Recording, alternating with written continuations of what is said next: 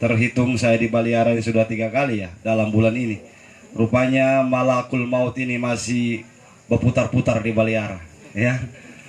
Ini Baliara baru sejarah, baru macam baru ini barangkali. Cuma ada beberapa kampung di Parigi ini, termasuk kita ini sering diundang takziah. Ada beberapa kampung itu mati baku-baku iko. Pelawa. Nah, coba ibu-ibu coba ke Pelawa. Kalau ada sudah mati satu, coba kurugu juga sana. Ya. Sepertinya dorong baku-baku pagi. Jononunu satu. Pernah Pak tahun 2017, 16 Ustaz ya. Di Jononunu itu 6 kali kita takziah dalam 1 bulan. 6 kali. Ya. Jadi bapak-bapak, ibu-ibu ini adalah punya hikmah antara lain kepada kita bahwa kematian itu tidak memilih waktu dan kesiapan kita. Salawat beserta salam kehadirat junjungan kita Nabi besar Muhammad Sallallahu Alaihi Wasallam beserta keluarganya, sahabatnya, insya Allah kita umatnya. Tadi Ustadz Ismail sudah berbicara banyak hal kepada kita. Termasuk tadi murid saya juga tadi sudah sampaikan.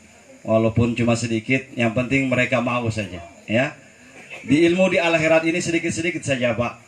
Ya, mulai dari zaman guru tua sampai zaman abah saya, yang diajarkan sama mereka ini di akhirat ini yang paling banyak ilmu masyarakat. Ilmu masyarakat itu mana? Bisa baca ramah walaupun cuma sedikit, bisa bahutbah, bisa baca barzanji. Ya, kalau gunting rambut. Bisa apa lagi? Bisa bahutbah, tahlil. Ya, kalau ada ilmu-ilmu sedikit bisa potong kambing, potong sapi, sudah hidup itu. Biar dibuang di Papua. Ya, bapak-bapak, ibu-ibu kaum muslimin dan muslimat yang dirahmati Allah Subhanahu wa taala. Bicara mati, kita sudah paham semua. Kita sudah paham semua. Ya. Cuma banyak yang kurang memahami apa itu kematian sebenarnya. Kematian itu dalam Al-Qur'an Allah berkali-kali menyebut tentang mati itu. A'udzubillahi minasyaitonirrajim dalam Quran Al-Mulk, surah Al-Mulk juz 29. Surah Al-Mulk ini adalah surah yang insya Allah melalui Rasulullah menjamin kepada orang-orang yang membaca surah Al-Mulk setelah sholat isya atau pada malam hari, insya Allah akan menjadikan surah ini pelindung dia dalam kubur. Ketika malaikat datang mau menyiksa, surah Al-Mulk ini. Ya. Rasul sallallahu alaihi wasallam pernah berjalan-jalan di kota Madinah. Dia mendengar teriakan orang dalam kubur. Teriakan orang-orang yang disiksa. Maka Rasulullah mempersilakan menyuruh sahabat-sahabatnya, Faqra'ul Mulk, baca Al-Mulk. Insya Allah dengan surah itu akan membantu orang-orang yang sedang disiksa dalam kubur. Dalam surah Al-Mulk, a'udzubillahi minasyaitonirrajim, bismillahirrahmanirrahim. Tabarakalladzi biyadihil mulk wa huwa ala kulli syai'in qadir. Alladzi khalaqal mauta wal hayata liyabluwakum ayyukum ahsanu amala. Alladzi khalaqal maut, dialah Allah yang menciptakan mati, wal hayata, hidup, liyabluwakum ayyukum ahsanu amala, untuk menjadi ujian bagi kamu. Siapa di antara kalian yang benar-benar baik amalnya? Jadi pertanyaan kepada kita Pak.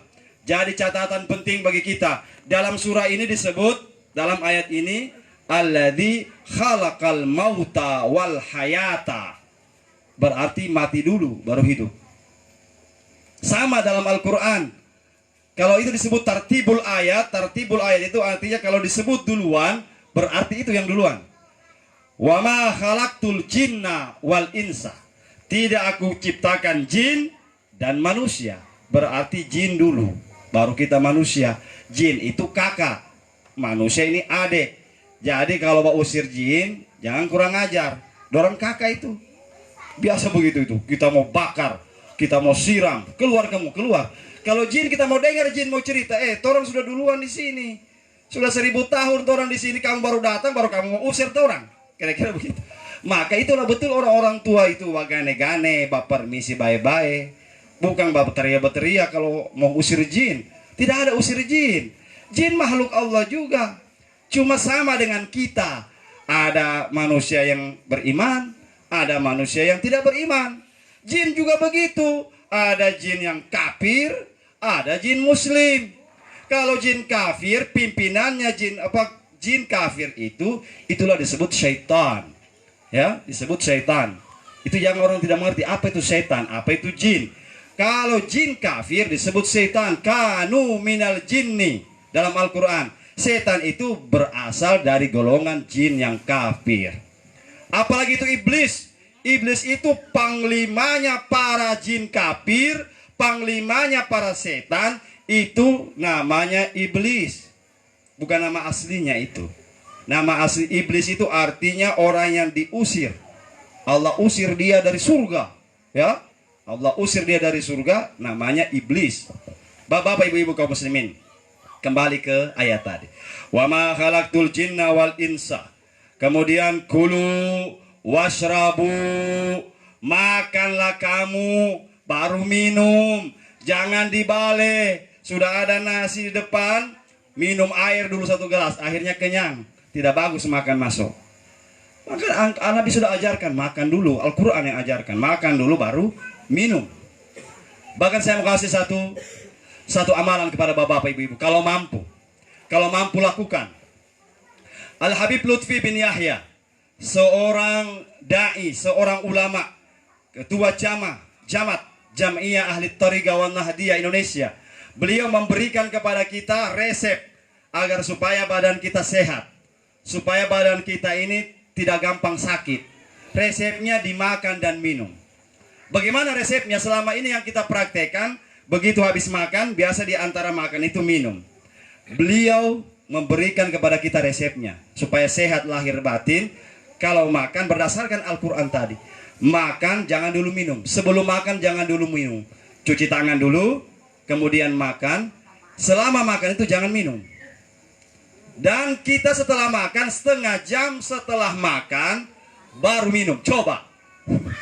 Nah, kambuh kita ya. Tetapi saya praktek, Pak.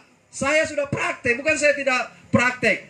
Saya punya istri juga sudah praktek. Saya punya istri itu kena penyakit, alhamdulillah sudah sehat sekarang. Penyakit dia punya ada batu di empedu. Saya baca ini, saya dapat di internet juga. Saya coba amalkan ini. Pertama memang susah, Pak. Waduh, setengah jam. Tetapi alhamdulillah, ini kan berdasarkan Al-Quran dan hadis Nabi SAW. Berikutnya, baik, kita masuk kepada kematian. Kita masuk pada kematian, bapak-bapak, ibu-ibu. Allah Subhanahu wa taala dalam Al-Qur'an tadi, Alladzi khalaqal mauta wal hayat. Dialah Allah yang menciptakan mati, Dia Allah yang menciptakan hidup. Tentu pertama kita ini mati semua. Nah, kenapa sekarang ketika kita hidup tidak mau mati? Awalnya kita ini mati. Dalam surah Al-Baqarah, kaifa takfuruna billah, bagaimana kamu bisa kafir sama Allah? Kaifa takfuruna billahi wa kuntum amwatan, padahal kamu dulunya mati. Fa ahyakum, kemudian aku hidupkan kalian. Summa yumitukum, lalu saya kasih mati lagi. Summa yuhyikum, saya kasih hidup lagi. Summa ilaihi turja'un. Kita ini 2 kali mati, 2 kali hidup. Kita di dunia ini 2 kali mati, 2 kali hidup. Kita ini sudah hidup yang kedua kalinya. Ya, kita akan menghadapi kehidupan menghadapi mati yang kedua kalinya. Maka mati itu, Pak, coba lihat ayatnya. Liyabluwakum, untuk menguji. Jadi mati itu hikmahnya ujian, Pak. Ujian. Orang harus diuji dulu. Tidak ada orang tidak diuji. Jadi ujian ini nikmatnya banyak. Cuma kalau kita lihat, kalau orang mati itu sengsara, orang mati itu sedih, orang mati itu begini. Tetapi dia tidak tahu di balik kematian itu sebenarnya nikmat dari Allah Subhanahu wa taala. Coba kita lihat ayatnya tadi. Liyabluwakum, orang yang mati itu diuji oleh Allah. Hanya orang-orang yang mampu bisa diuji oleh Allah. Pak, tidak ada ceritanya orang tidak sekolah diuji. Tidak ada itu. Bapak kamu mau ujian, kamu sekolah? Tidak. Bagaimana caranya tidak sekolah diuji? Itu cuma orang yang mau naik kelas. Dari kelas 3 diuji. Ada ujian naik kelas 4. Tamat SMA, dari siswa menjadi mahasiswa, harus diuji masuk perguruan tinggi. Begitulah nikmat kematian ini. Maka mati itu tidak harus sedih. Mati itu tidak semuanya siksa, Pak. Di balik kematian itu ada nikmatnya Allah berikan. Ada nikmatnya Allah berikan. Apa nikmat kematian itu? Yaitu kita akan mencapai kesempurnaan hidup. Kalau kita masih hidup tidak sempurna, Pak. Kita akan sempurna kalau mati. Kita contohkan telur. Ayam itu kalau dia masih dalam telur belum sempurna. Dia harus menetas dulu, baru dia menjadi ayam yang sempurna. Kita ini manusia hidup di dunia belum sempurna. Kuntum amwatan. Kamu pertamanya mati. Kita itu berada di alam ruh, di alam arwah. Di alam arwah belum tersebut, belum ada kita, belum ada nama kita saat itu, belum dikenal kita saat itu di alam arwah. Maka Allah lahirkan kita, kirim kita ke alam rahim. Di alam rahim kita sudah mulai berbentuk. Sudah ada kita punya tangan, sudah ada ini. Kita sudah mulai dikenal, ada manusia di dalam rahim. Tetapi itu belum sempurna, bapak-bapak, ibu-ibu. Belum sempurna. Kita harus keluar dari rahim ibu itu. Maka ketika kita keluar dari rahim ibu, masuk kita di dunia. Di dunia ini kita berbuat. Di dunia ini kita beramal. Tetapi ini bukan kesempurnaan, Pak. Dunia ini bukan tempat sempurna. Dunia ini waladarul akhiratu hiya hayawanun law kanu ya'malun. Ketahuilah sesungguhnya akhirat itulah tempat yang sempurna. Coba kita lihat, kita mau secara ilmu nahwa, bahasa Arab ini. Dari kata hayat ditambah alif dan nun. Jadinya bacanya hayawanun. Sama dengan Al-Quran ini sesama. Qara'a yakra'u Qur'anan ditambah alif dan nun. Kalau qara'a bacaan. Tetapi Quran karena ada alif dan nun, bacaan yang sempurna. Itu artinya. Karuba, pengorbanan, pendekatan pada Allah. Kalau cuma sholat, pendekatan. Haji, mendekat sama Allah. Tapi ditulis di situ ditambah alif dan nun, jadinya kurban. Orang-orang yang berkurban di jalan Allah, itulah sebenarnya orang-orang yang paling dekat dengan Allah. Bohong. Kalau cuma mengandalkan sholat, saya sholat. Tapi apa pengorbananmu untuk agama? Apa yang kau korbankan untuk agama? Kalau cuma sholat semua bisa, Pak. Semua bisa kita sholat. Maka ditulis ditambah alif dan nan, pengorbananmu untuk agama apa? Apa yang kau berikan untuk agama? Adakah uangmu kau kasih di masjid? Adakah hartamu kau taruh di masjid? Di panti asuhan banyak anak-anak panti. Pernahkah kita begitu? Kalau begitu bohong salatmu. Allah mengatakan pendekatanmu palsu. Palsu pendekatan. Kau sholat tapi untuk dirimu sendiri. Kau haji tapi cuma mencari gelar, cuma pergi sendiri kau naik haji. Allah tidak terima. Yang Allah terima kalau kau berkorban untuk agama Allah. Seberapa banyak pengorbanan kita untuk Allah. Tidak bisa dengan uang, Pak, dengan tenaga kita. Tidak bisa dengan tenaga, dengan semangat kita. Kalau ada anak-anak kita di kampung yang mau belajar agama, nah sini kau suka belajar agama sini. Tidak ada, kau punya papa tidak mampu, nanti orang kumpul uang di sini. Kasih sekolah itu anak. Kasih sekolah. Kau mau pergi pesantren mana, mau menghafal Quran di mana ini? Kan nanti ada uang kumpul-kumpul kita kasih. Itu baru bilang berkorban untuk agama. Kalau cuma andalkan sholat, anak kecil SD sholat, Pak. Begini sholat. Sekarang tidak, sholatnya diandalkan. Oh, saya sembahyang. Itu namanya kepribadian spiritual sendiri. Tetapi kesalehan sosial yang diminta oleh Allah Subhanahu wa taala. Mudah-mudahanlah kurban. Kemudian apa lagi? Tufa. Tufa itu angin. Ditambah alif dan nun, taufan. Angin topan. Nah, ini adalah kunci daripada alif dan nun dalam Al-Qur'an. Sekarang kita kembali ke masalah mati. Liyabluwakum ayyukum ahsanu amala. Apa hikmah mati? Kenapa kita harus mati? Dan kenapa kita takut mati? Yang membuat kita takut mati ini sebenarnya adalah dosa kita, Pak. Karena kalau kita mati, sempurna kita, Pak. Sempurna. Dunia ini tempatnya persoalan sudah. Di dunia ini sakit, bekerja, cerewetnya istri. Di sini semua sudah. Macam-macam ini persoalan di dunia ini. Nanti selesai ini persoalan dunia kalau kita mati. Mau penyakit apapun, Pak. Penyakit satu badan. dokter bilang sudah tidak ada lagi obatnya, satu badan sudah penyakit. Begitu Allahu Akbar, innalillahi wa inna ilaihi rajiun, selesai sakit. Selesai. Mau siksa kita, menderita kita di dunia, tidak ada uang kita, pusing kita punya kepala. Begitu mati, stop, selesai urusan. Kenapa kita tidak mau mati? Kenapa kita takut sekali mati? Pertama itu jawabannya, karena satu, dosa kita yang menjadi, kalau kita ini, kita ukur-ukur diri saja. Kalau kita takut sekali dengan mati, terlalu banyak dosa. Istighfar kasih banyak. Karena ini mau menghadap Allah, Pak. Mau menghadap Allah Subhanahu wa Ta'ala. Kalau orang takut sekali, betul. Oh, Ustaz itu terlalu berani mati. Tidak berani mati. Tetapi kita mau takut mati, mau berani mati, orang kaya mati, pejabat mati, orang miskin ada besok. Kan begitu. Bapak, ibu-ibu kaum muslimin dan muslimat yang dirahmati Allah. Hikmahnya mati pertama tadi sudah. Kita akan berjumpa dengan Allah Subhanahu wa Ta'ala. Hikmah kedua, maka ayat di situ liyabluwakum, liyabluwakum.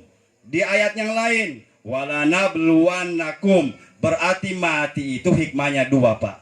Untuk orang yang masih mati, yang sedang mati, dan untuk kita yang hidup. Itu hikmahnya mati.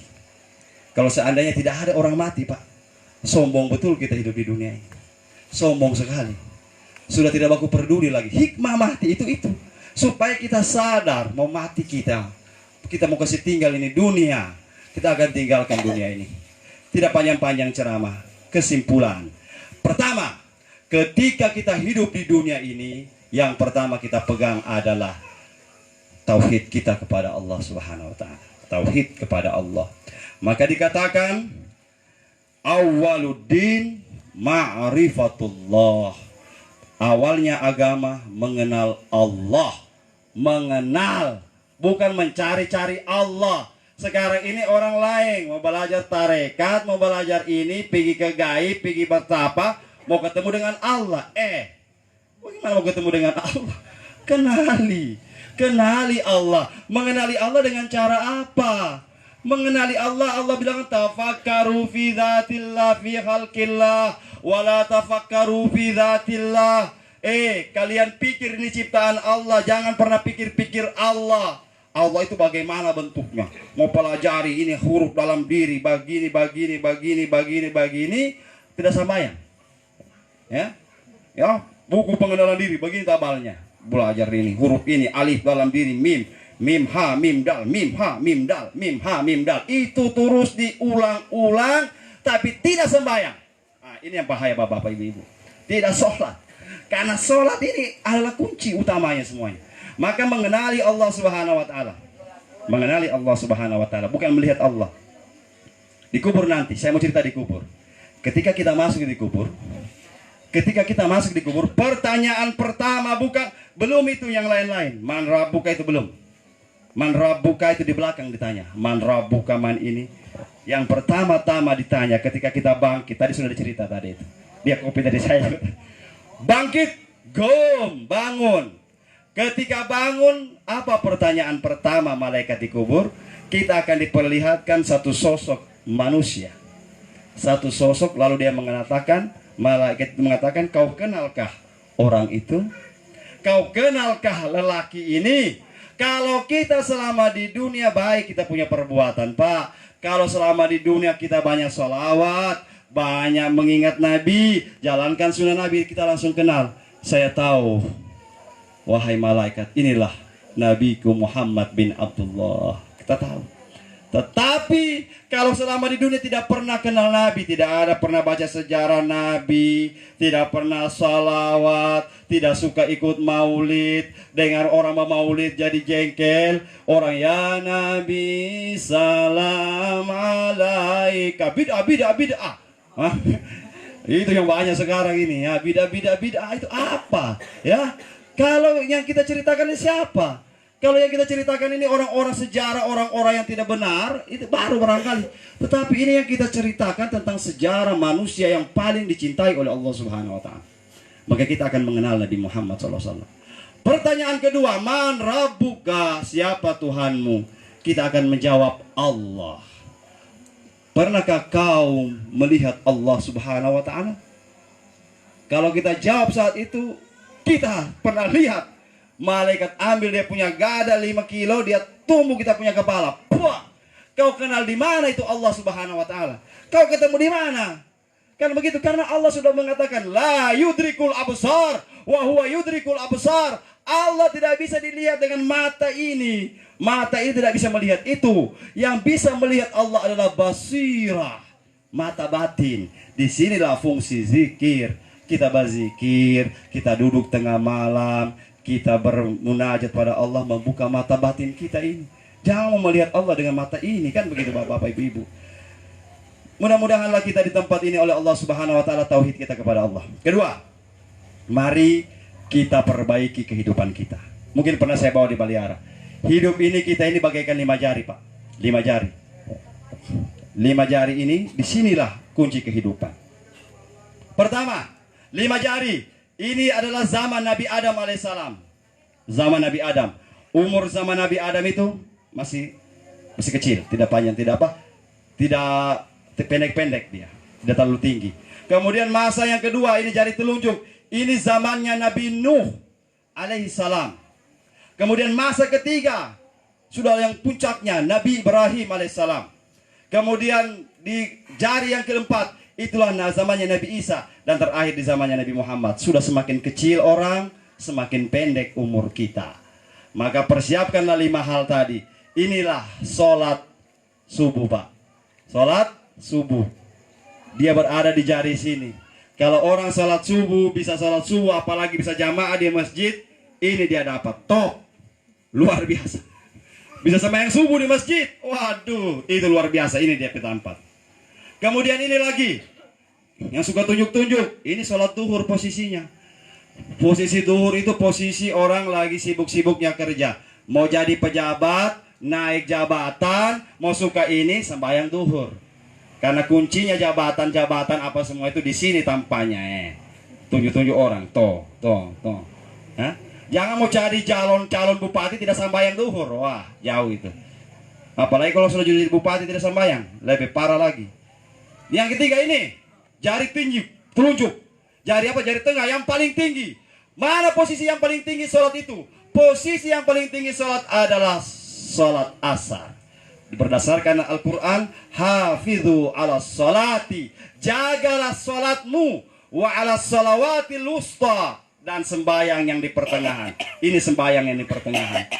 Kunci kekayaan. Tidak usah pergi bertapa, tidak usah pergi cari uang-uang gaib, tidak usah pergi minta di Uentira, tidak usah begini-begini, minta kaya, atau pergi kemana-kemana. Sembahyang asar saja jaga. Itu kesimpulannya. Sembahyang asar saja jaga, sembahyang asar tepat waktu, kaya ente. Allah akan berikan kekayaan sesuai yang kau minta. Kalau kita benar-benar mau. Karena di sini posisi asar, Pak. Maka dalam sholat asar ulama mengatakan baca surah Al-Waqiah. Siapa yang baca surah Al-Waqiah ba'da asar, maka dunia akan datang di hadapannya dengan tunduk kepadanya. Kalau mau kekayaan, Pak. Tetapi tidak semua orang minta kaya. Jangan kita bilang, ada itu orang sembahyang asar terus, sembahyang asar baca Waqiah tapi tidak kaya-kaya. Bapak tiba bohong, Ustaz. Karena bukan harta yang dia minta. Jangan kita kasih sama semua. Ada kita ini ada yang suka harta, ada yang suka tenang. Buat apa ada harta tidak tenang? Ada dia bilang, ya Allah kasih saya tenang saya ya Allah, walaupun hartaku sedikit. Ada yang minta ilmu, ya Allah saya tidak usah harta ya Allah, tidak usah, saya minta ilmu saja. Itu yang Allah kasih. Allah akan kasih sesuai dengan penyakit kita, sama dengan dokter. Dokter itu kalau mau kasih apa penyakitmu? Nah, ini saya sakit kepala, tidak mungkin dia mau kasih obat batuk. Saya ingus, tidak mungkin dia kasih obat sakit perut. Begitu juga Allah, apa yang kita minta, kan begitu. Yang terakhir ini jari manis. Jari manis inilah posisinya sholat maghrib. Maka cincin ditaruh di sini, Pak. Di jari manis itu cincin, supaya keadaan di rumah tangga manis. Mawaddah warahmah, sakinah, mawaddah warahmah. Kenapa suami istri suka bakalae tiap saat? Karena tidak sembahyang maghrib. Pai tua baru datang dari sawah sampai jam 7 tidak sembahyang maghrib. Mai tua asik memasak, malah tidak mau bakalai terus dalam rumah tangga, tidak ada bagus-bagusnya. Ya, Pak, ini saya mau kasih tahu. terakhir ini. Orang rata-rata bisa menjaga ibadah yang cuma sebentar. Sholat, ibadah sebentar saja itu. 15 menit kalau hebat. Kalau ada orang bisa sembahyang setengah jam, luar biasa.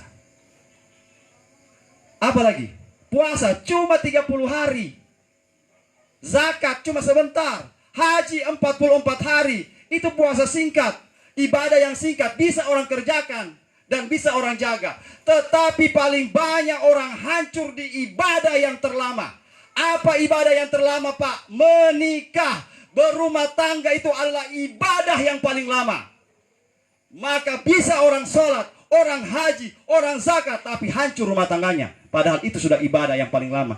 Allah mengatakan ibadah terlama itu adalah berumah tangga.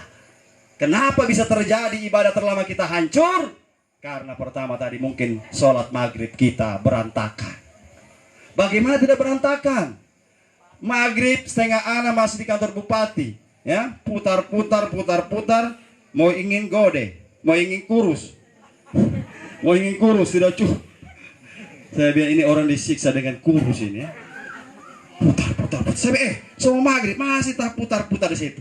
Ayah pulang rumah setengah 7 sudah, tak lewat maghrib. Akhirnya dia datang ke tahu sama suaminya, suami, saya jogging, tapi dia turun-turun. Baru mau berenang. Oh, berenang kalau di sini gampang, pergi saja ke sana Matando atau di laut sana.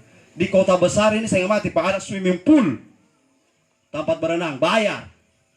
Setiap minggu Pak Mai Tua minta uang khusus berenang. Pak Tuanya bilang, sudah saya kasih kemarin, ini so habis.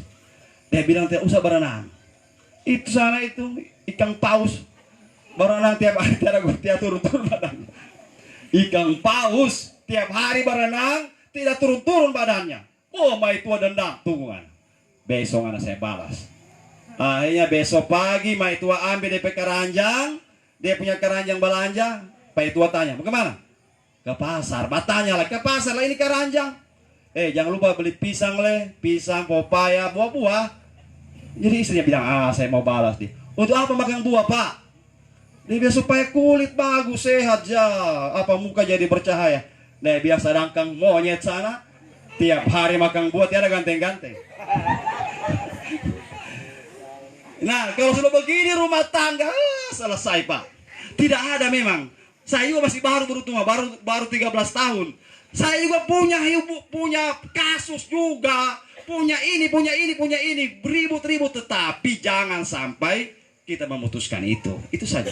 Karena ingat, menikah adalah ibadah yang terlama. Ini yang kita jaga. Asiman sudah mau jatuh Asiman.